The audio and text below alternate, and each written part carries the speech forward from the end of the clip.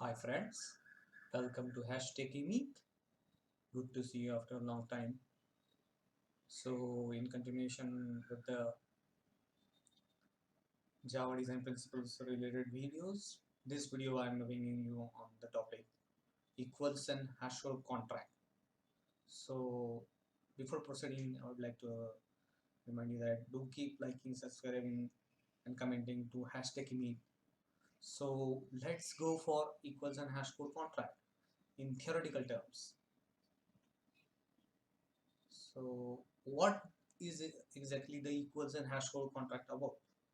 So the first point is that it states that two objects are equal according to the equals method. Then the HashCode must be the same or equal. That is, if two objects say O1 and O2 are equal, then they generate the HashCode. They must be the same according to the rule. That is the first point. After that, second point is two objects have the same HashCode values, then not necessarily they must be equal. This situation arises during hash collision. So what happens during hash collision? Two objects say O1 and O2. So say O1 have HashCode value as 1000 and O2 also has the HashCode value as 1000. But the contents of O1 and O2 are not necessarily equal. So this happens during hash collision, and to avoid that, you should use better hashing principles. Now comes the last point, that is, whenever invoked on the same object, the hash code must consistently return the same integer value in the Java application. So what it states that if the hash code returns some specific value, that is say 10, 20 or any specific value, then whenever or how many number of times the same Java application is compiled, then it must return the same hash code value consistently. So the value mustn't change. So that according to the contract. So that was about the theoretical equals and hash code contract. Now let's move to the practical point. So what I've done, I've taken a class name as person, and that class have attributes for a person such as person age, name and address. This is very simple example to demonstrate the equals and hash code contract. So these are the attributes of a person, and now I will just taken a default constructor and a parameters constructor for the person class, and I have applied getters and setters for these attributes. So just a simple kind of POJO class example for this person. Now let's move to the main class. So this is the main class equals and hash code demo. So what I've done, I've taken person instance. I have set the values for age, address and person name. Okay, so that was the first point, creation of person instance. After that, I've created second instance.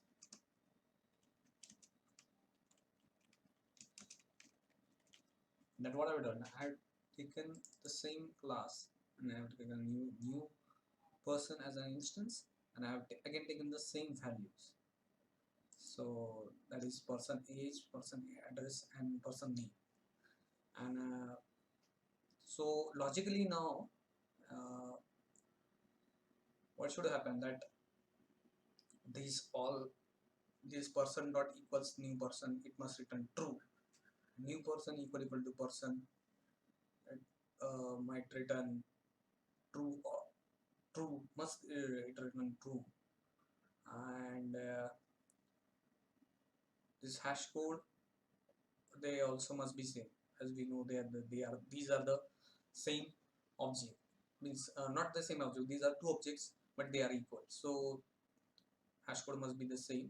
But we point to be noted is that we have not overridden the equals as well as the hash code method. So will this work? Let's see and compile.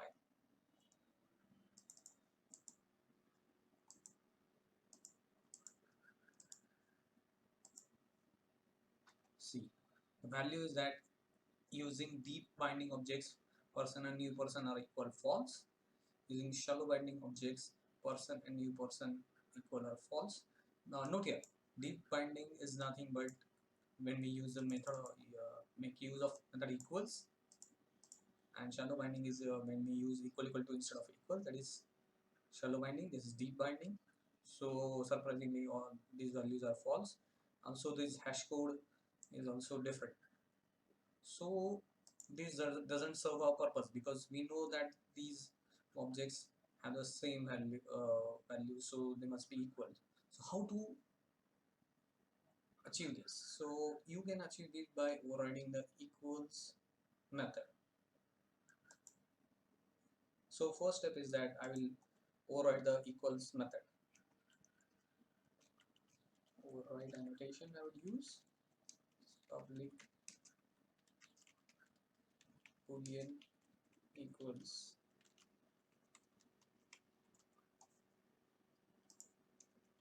object, taken an object as parameter. So firstly I will compare that if the current instance of that object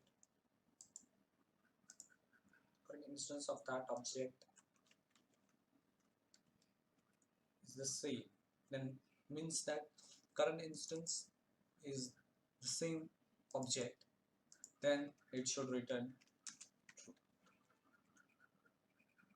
Okay, now comes the situation that um, it might be null, or the class of that object doesn't corresponding to the object, means destination object class,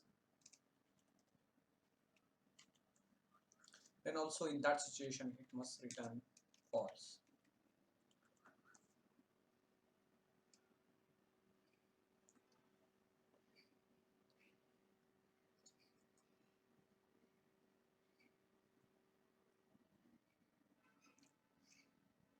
Now these we have covered that these equal to we have taken as object true, and this is false, but as we should return some value, so we need to check the condition where it might return equal, that is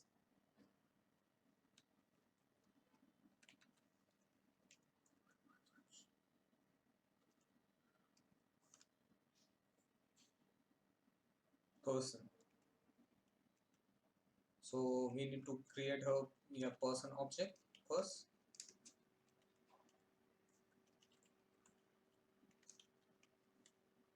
So I will denote it as new object.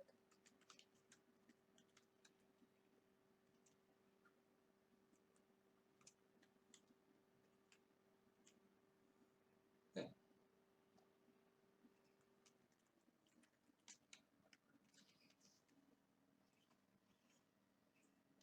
You may enclose it within around brackets, or if you don't, that's also fine, it will go fine.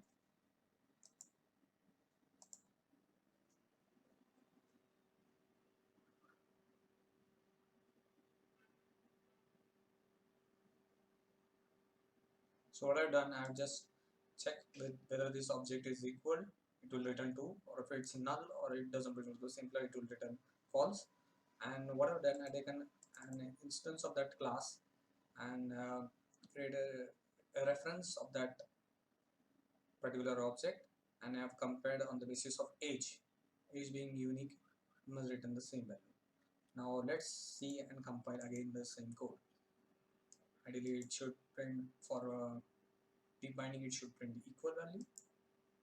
See, in deep binding objects person and new person are equal, true, but notice here the new person hash code value is different from the person hash code value. So it's because we have not overridden the hash code function, so it's behaving surprisingly because it's returning It's behaving surprisingly because it returned two values, hash code values that are different. Ideally, it should not return the same hash code values. So how to achieve that? For that purpose, we need to override the hash code methods as well. So we'll do that. So there are, you can do either ways, based just by right clicking. You can go to the source and you will generate hash code and equals. It will return uh, the built-in code for that. Or for demo purpose, I will just give you some other example to override the hash code method.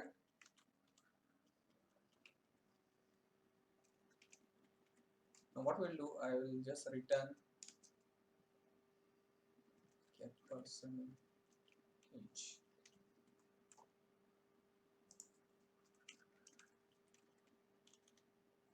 Notice here I overrided the hash code, and to keep it simple, I'll just overrided the hashcode function with the person age so as to get the unique number each time when the hashcode method is invoked. So it will returns the person age whatever we are present in the object's value.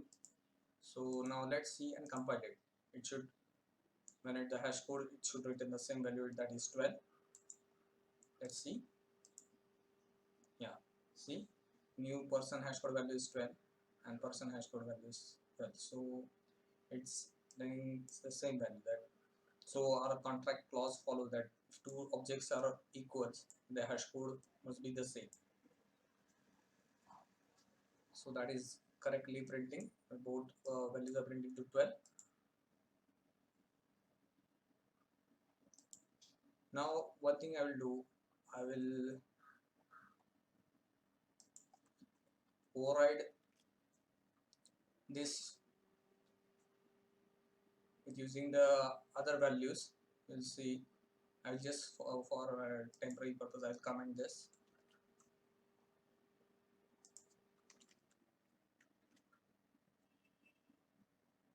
And I will just click over here, go to the source, and I will generate hash code and equals and the number of attributes. That is, I will click on generate.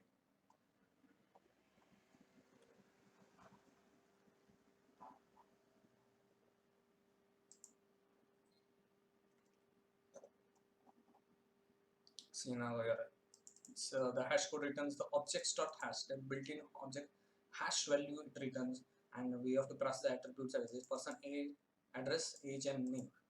And also that equals method that is quite similar as we saw previously. When it's this, it's written true. Object equal to null, it return false. Get class not equal to object dot get class, returns false. And when they have taken a reference variable, it compares using the objects built-in equals method. Object dot equals is invoked, and the attributes are such as the person address is compared to the other person address, age, and person name likewise. So let's see what output it gives, and using the built-in override and equals and hash code.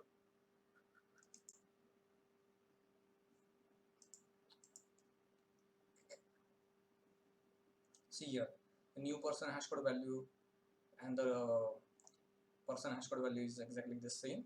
So it's proven that when two objects are equal, hash code must be the same. We have seen by using our custom built definition providing by overriding the equals and hash code, as well as the built-in equals and hash code overriding technique that we are using, seen using generate the source code method. So it's behaving correctly. So that was all about equals and hash code and the contract it follows. Bye for now. Do keep liking, subscribing, #TechieMit.